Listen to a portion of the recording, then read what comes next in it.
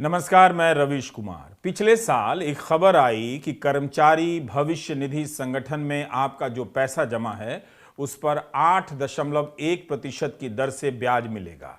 घटा दिया गया। 45 साल में ये सबसे कम रेट माना गया। कहना मुश्किल है कि इस समय होम लोन पर 10% की दर से ईएमआई देने वाले मिडिल क्लास को यह बात पसंद आ गई होगी। कुछ लोग हताशा में ये बात कह देते हैं कि 100 रुपया लीटर पेट्रोल खरीदने वाले मिडिल क्लास को इससे फर्क नहीं पड़ा होगा, लेकिन ईपीएफओ में केवल मिडिल क्लास का पैसा नहीं लगता है। 27 करोड़ से अधिक कामगारों का पैसा इस फंड में लगा है। ज्यादातर निम्न मध्यम वर्गीय तबके के लोग हैं। अब इतनी बड़ी आबादी को यह खबर बताई जाए कि ईपीएफओ ने अपना पैसा अदानी समूह की कंपनियों में लगाया है, तब उसकी क्या प्रतिक्रिया होगी?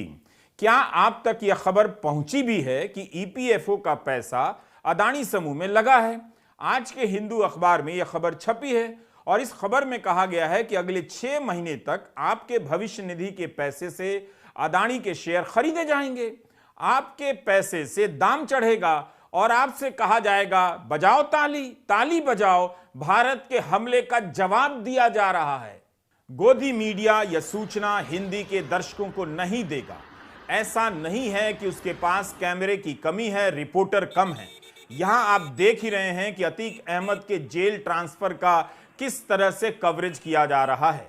ऐसी खबरों के जरिए माहौल बनाने के जोश में आज गोदी मीडिया के एक बड़े चैनल ने अतीक अहमद को पेशाब करते हुए चैनल पर दिखा दिया, सीधा प्रसारण किया।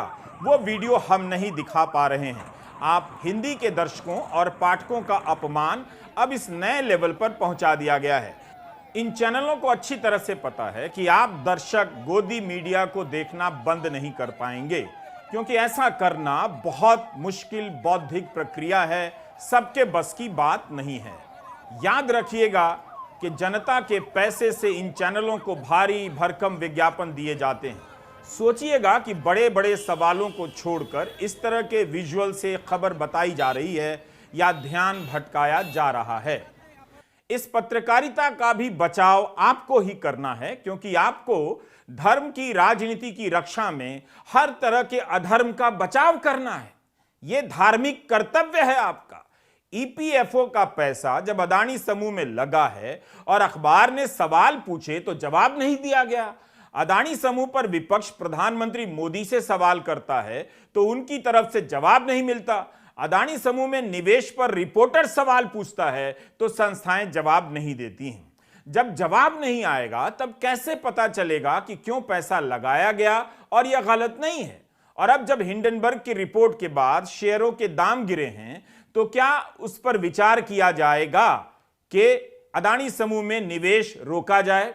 इस सवाल का जवाब देने में किसी को क्या दिक्कत हो सकती है? अगर पेंशन और पीएफ का पैसा डूब गया तो फिर क्या होगा? आज संसद परिसर में कांग्रेस के सांसद काले लिबास में आए। जयराम रमेश से लेकर तमाम नेता काले कुर्ते और शर्ट में थे। बड़े से काले बैनर पर सत्यमेव जयते लिखा था। संसद भवन के परिसर में मार्च भी हुआ। कांग्रेस सांसद मनीष तिवारी ने स्थगन प्रस्ताव के तहत राहुल गांधी को अयोग्य ठहराए जाने के मसले पर चर्चा की मांग की है, नोटिस दिया है। लेकिन उसके पहले कांग्रेस अध्यक्ष मल्लिकार्जुन खड़गे के कमरे में विपक्षी दलों की बैठक भी हुई।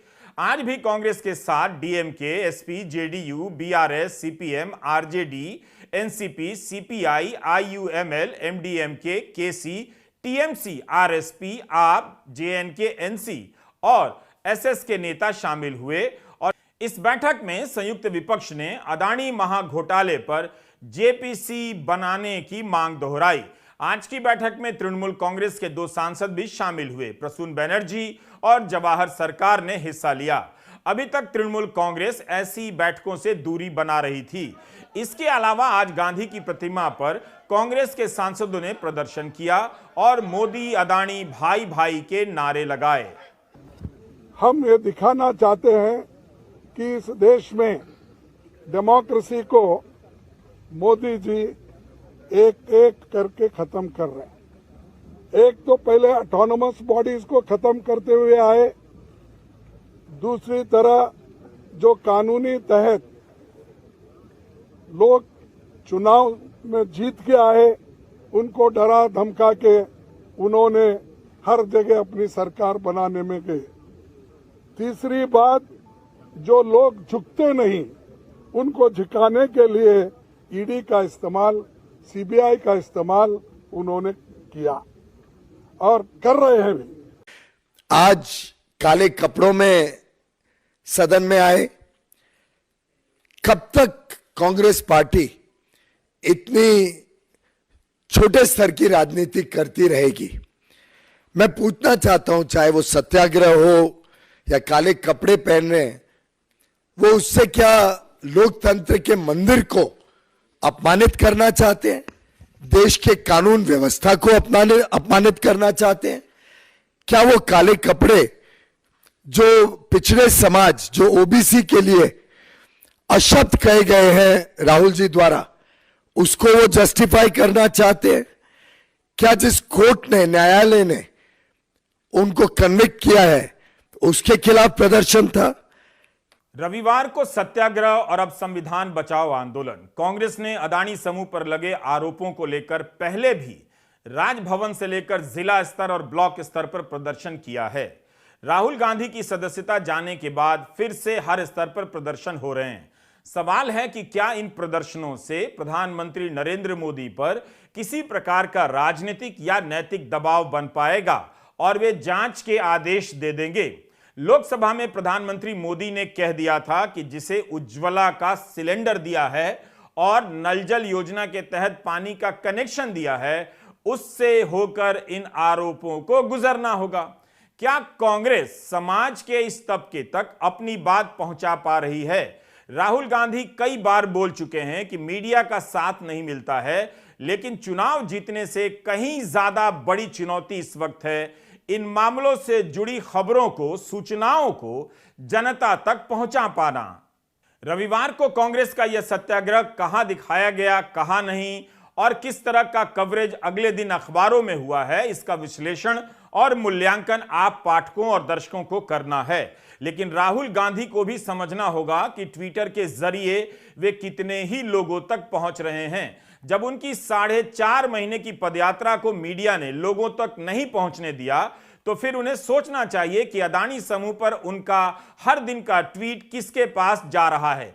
आज भी राहुल गांधी ने ट्वीट किया है कि LIC की पूंजी अदानी को, SBI की पूंजी अदानी को, EPFO की पूंजी भी अदानी को। मोडानी के खुलासे के बाद भी जनता के रिटायरमेंट का पैसा अदानी की कंपनियों में निवेश क्यों किया जा रहा है? राहुल लिखते हैं कि प्रधानमंत्री जी, न जांच न जवाब, आखिर इतना डर क्यों? प्रियंका गांधी के भावुक भाषण आज अतीक अहमद के घंटों कवरेज के सामने बेकार हो गए और इन पर चर्चा तक नहीं हुई। 32 साल पुरानी बात है, मई 1991 की बात है। मेरे पिता की शव यात्रा तीन मूर्ति भवन से निकल रही थी। अपनी मां के साथ और अपने भाई के साथ हम एक गाड़ी में बैठे थे। सामने भारतीय सेना की एक ट्रक थी, फूलों से लदी हुई थी। उसके ऊपर मेरे पिताजी का शव था। थोड़ी देर काफिला चला, 5-10 मिनट चला, फिर राहुल कहने लगे मैं उतरना चाहता हूं। तो मां ने मना किया। उस समय सुरक्षा का भी बहुत वो था, तो मां ने कहा नहीं, तुम उतर नहीं सकते। राहुल ने जिद की, नहीं मैं उतरूंगा। मैंने मां से कहा मां उतरने दो। राहुल गाड़ी से उतरा, उस सेना की ट्रक के पीछे खड़ा होके चलने लगा और तीन मूर्ति से लेके कड़ी धूप में अपने पिता के जनाजे के पीछे पीछे पैदल चलते चलते चलते चलते यहां पहुंचा। मेरे शहीद पिता के अंतिम संस्कार मेरे भाई ने किए। मेरे पिता का शव इस तिरंगे झंडे में लपेटा गया था। इस तिरंगे के नीचे मेरे पिता का शव था और उसके पीछे चलते चलते मेरा भाई यहां आया। उस शहीद पिता का अपमान भरी संसद में किया जाता है। उस शहीद के बेटे को आप देशद्रोही कहते हैं, आप मीर जाफर कहते हैं, उसकी आप मां का अपमान करते हैं। आपके मंत्री मेरी मां का अपमान भरी संसद में करते हैं। आपके एक मुख्यमंत्री कहते हैं कि राहुल गांधी को पता भी नहीं है कि उनका पिता कौन है। आपके प्रधानमंत्री भरी संसद में खड़े होकर कहते हैं कि ये परिवार नेहरू नाम को इस्तेमाल क्यों नहीं करता। पूरे परिवार का अपमान करते हैं। कश्मीरी पंडित समाज के रिवाज का अपमान करते हैं, जिसके तहत एक बेटा अपने बाप के मरने पर पगड़ी पहनता है, परिवार की परंपरा को आगे बढ़ाता है। लेकिन आप पर कोई मुकदमा नहीं होता, आपको 2 साल की कोई सजा नहीं मिलती, आपको जेल की सजा नहीं मिलती, आपको संसद से कोई बाहर नहीं निकालता, आपको मना नहीं करता कि 8 सालों के लिए आप चुनाव नहीं लड़ सकते। मैं पूछना चाहती हूं क्यों? आज तक हम चुप रहे हैं, हमारे परिवार का अपमान करते गए।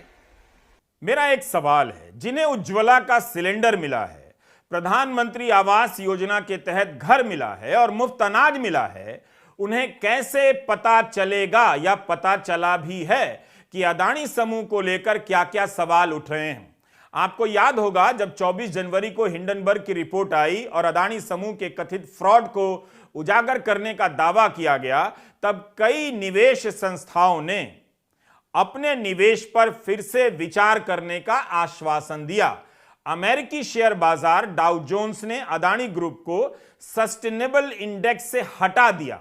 इससे अब कोई इस मार्केट में इंडेक्स के जरिए अदानी के शेयर नहीं खरीद सकेगा, ऐसी खबर आई थी और हमने अपने वीडियो में दिखाया था। अदानी के शेयरों की मांग खत्म हो जाएगी, यह बताया गया था। निवेशकों की सुविधा के लिए शेयर बाजार में अलग अलग सेक्टर के लिए इंडेक्स बनते हैं। एनर्जी के इंडेक्स में एनर्जी की कंपनियां डाली जाती हैं।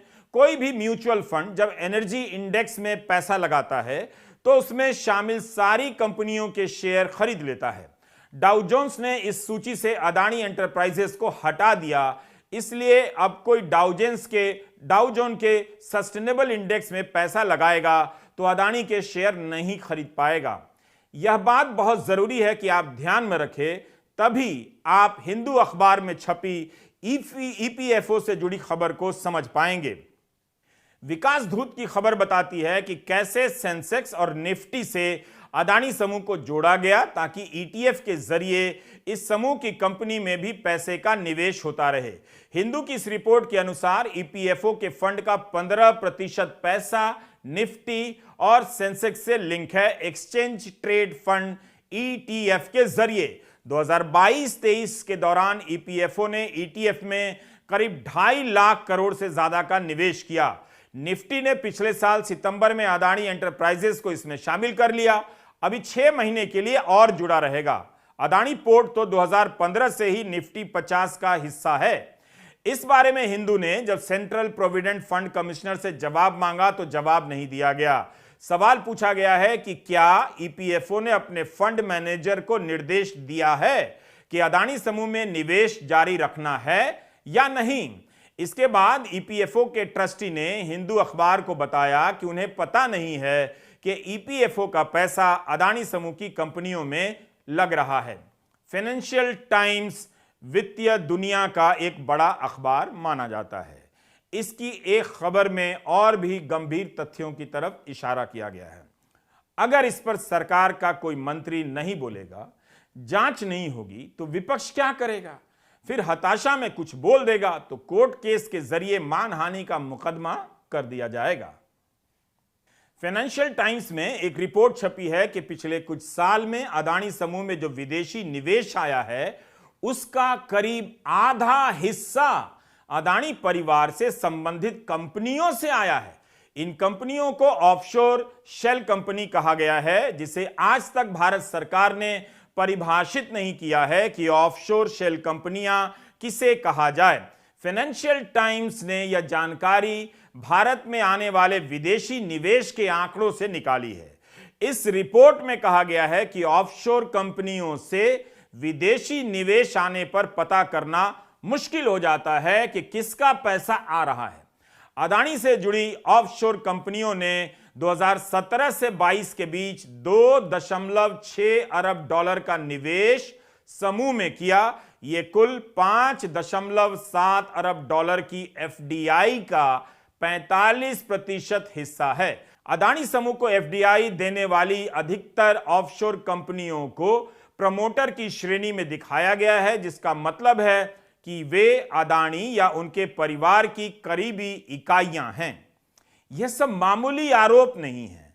2018-19 की पुरानी खबरों को निकाल कर देखिए। जब नोटबंदी के फेल होने को लेकर सवाल उठा तो सरकार ने कहना शुरू कर दिया कि लाखों शेल कंपनियों को बंद कर दिया गया है, काला धन बंद हो गया है। अब जब अदानी समूह में शेल कंपनियों की कथित भूमिका की बात आ रही है तो प्रधानमंत्री जवाब ही नहीं दे रहे। फाइनेंशियल टाइम्स ने लिखा है कि कहां से पैसा आ रहा है इसका पता नहीं है, तो क्या इस तरह के अज्ञात पैसे से अदानी समूह का साम्राज्य खड़ा हो सकता है? सरकार को जवाब तो देना चाहिए। इस रिपोर्ट में यह भी कहा गया है कि जितना एफडीआई के डेटा में दिखाई दे रहा है, हो सकता है कि अदानी समूह में उससे ज्यादा पैसा आया हो। हमने आपको पहले के वीडियो में बताया है कि सरकार ने संसद में बताया है कि शेल कंपनियों को परिभाषित नहीं किया गया है, लेकिन आज कांग्रेस नेता जयराम रमेश ने एक ट्वीट किया है। जयराम रमेश ने सरकार की तरफ से जारी प्रेस विज्ञप्ति दिखाते हुए कहा कि 8 जून 2021 को सरकार ने शेल कंपनियों को खतरा बताते हुए उन पर बने टास्क फोर्स की गतिविधियों पर प्रेस विज्ञप्ति जारी की है। 21 मार्च 2023 को सरकार ने राज्यसभा में जवाब दिया कि शेल कंपनियों की कोई परिभाषा नहीं है और इसकी कोई जानकारी नहीं है। मोदानी है तो मुमकिन है। शेल कंपनियों पर टास्क फोर्स बनाने के बाद भी सरकार कैसे कह सकती है कि शेल कंपनियों को परिभाषित नहीं किया गया है? समस्या यह है कि कांग्रेस 100 से अधिक सवाल पूछ चुकी है। जब तक सभी प्रश्नों के जवाब नहीं आएंगे तब तक कैसे पता चलेगा कि सरकार के पास जवाब है भी? वॉल स्ट्रीट जर्नल में विनोद अदानी को लेकर एक नई खबर छपी है। पिछले दिनों भी मॉर्निंग कॉन्टेक्स्ट ने विनोद अदानी को लेकर खबर छापी थी, जिसके बारे में हम आपको 14 मार्च के अपने वीडियो में बता चुके हैं। वॉल स्ट्रीट जर्नल की शॉन ली की खबर है और उसकी हेडिंग देखिए। लिखा है कि अदानी के डील के पीछे गुमनाम बड़े भाई का हाथ, जिसमें बताया गया है कि गौतम अदानी अदानी समूह के चेहरे भर हैं। यह आरोप हिंडनबर्ग ने अपनी रिपोर्ट में भी लगाया और कहा कि दशकों तक बड़े अदानी विदेशों में शेल कंपनियों को मैनेज करते रहे। इसके जरिए अदानी समूह के स्टॉक को मैनिपुलेट किया गया। कृत्रिम तरीके से शेयरों के दाम ऊपर चढ़ाए जाते रहे और निवेशकों को पता नहीं चलने दिया गया। वॉल स्ट्रीट जर्नल की खबर में कहा गया है कि विनोद अदानी ने सिंगापुर की एक कंपनी का इस्तेमाल किया। इसके जरिए ऑस्ट्रेलिया में अदानी की खनन कंपनी के हिसाब किताब को मैनेज किया गया ताकि किसी को पता न चले कि कंपनी घाटे में है। अखबार ने लिखा है कि सिंगापुर की इस कंपनी में विनोद अदानी निदेशक थे। उन्हें दुबई की एक निवेश कंपनी से काफी बड़ा लोन मिला है। दुबई की निवेश कंपनी भी विनोद अदानी मैनेज करते हैं। इस पैसे से ऑस्ट्रेलिया में अदानी की कंपनी को पैसा दिया गया। वॉल स्ट्रीट जर्नल ने लिखा है कि दुबई के फंड का पैसा किसका था यह पता नहीं चला। अखबार पता नहीं लगा सका। वॉल स्ट्रीट जर्नल की यह खबर भारतीय अखबार मिंट में भी छपी है। यही तो आरोप लग रहे हैं कि ऐसा क्यों है कि पैसा किसका है पता नहीं चल पा रहा। इंडियन एक्सप्रेस की खबर भी तो इसी तरह की थी। रक्षा उत्पादन से जुड़ी कंपनी में मॉरिशस की कंपनी का निवेश है और वह पैसा किसका है पता नहीं। अगर जांच नहीं होगी तो पता कैसे चलेगा? अदानी समूह ने 413 पन्नों के जवाब में फ्रॉड के आरोपों का खंडन किया है, मगर उसके बाद उनके खंडन को चुनौती देने वाली कितनी ही खबरें आ गईं जिन पर बात नहीं हो पा रही है। राहुल गांधी कह रहे हैं, लेकिन उनकी बात पहुंच कहां रही है, किस तक पहुंच रही है? अदानी जी की शेल कंपनीज हैं। अदानी जी की शेल कंपनीज हैं उसमें 20,000 करोड़ रुपया किसी ने इन्वेस्ट किया। अदानी जी का पैसा नहीं है, का पैसा नहीं है। अदानी जी का इंफ्रास्ट्रक्चर बिजनेस है, पैसा किसी और का है। सवाल यह है, ये जो 20,000 करोड़ रुपए हैं, ये किसके हैं? ये सवाल मैंने पूछा। इस देश में लोकतंत्र खत्म हो गया है। इस देश के लोग जो इनके दिल में है, हमारे दिल में है, बोल नहीं सकते हैं। इस देश के इंस्टीट्यूशन पर आक्रमण हो रहा है, और उस आक्रमण का मैकेनिज्म क्या है? उस आक्रमण का मैकेनिज्म नरेंद्र मोदी जी और अदानी जी का रिश्ता है। वो फाउंडेशन है। मैं नरेंद्र मोदी जी पर सवाल नहीं पूछ रहा हूं, मैं अदानी जी पर सवाल पूछ रहा हूं। बीजेपी अदानी जी को क्यों प्रोटेक्ट कर रही है? आप नरेंद्र मोदी जी को प्रोटेक्ट कीजिए। मैं अदानी जी पे पूछ रहा हूं, आप अदानी जी को क्यों प्रोटेक्ट कर रहे हो? आप इसलिए अदानी जी को प्रोटेक्ट कर रहे हो क्योंकि आप ही अदानी हो। कभी अदानी समूह कहता है कि विनोद अदानी का अदानी कंपनियों में कोई मैनेजरियल रोल नहीं है। फिर 15 मार्च को सीएनबीसी चैनल ने रिपोर्ट कर दिया कि अदानी समूह ने चैनल से कहा है कि अंबुजा सीमेंट और एसीसी का अधिग्रहण करने वाले एंडेवर ट्रेड एंड इन्वेस्टमेंट पर विनोद अदानी का नियंत्रण है और इसके मालिक अदानी समूह है। सीएनबीसी ने लिखा है कि इस जवाब से साफ होता है कि अदानी समूह और विनोद अदानी को एक ही इकाई के रूप में देखा जाना चाहिए। गौतम अदानी तो भारतीय हैं, मगर विनोद अदानी तो दूसरे देश के नागरिक हैं। क्या उन पर उठने वाले ये सवाल भी भारत पर हमला हैं? ठीक है कि लोग धर्म की राजनीति में होश गंवा बैठे हैं, मगर बेहोशी में भी इतना तो पता चल ही जाता होगा कि कौन भारत का नागरिक है और कौन साइप्रस का। विनोद भले ना देखे, मगर विनोद को देखने वाले दर्शक तो समझ ही जाते होंगे, है कि नहीं विनोद? बाकी आप गोदी मीडिया से पत्रकारिता सीखते रहें, मल मूत्र के विशेषज्ञ तो बन ही जाएंगे। नमस्कार, मैं रवीश कुमार।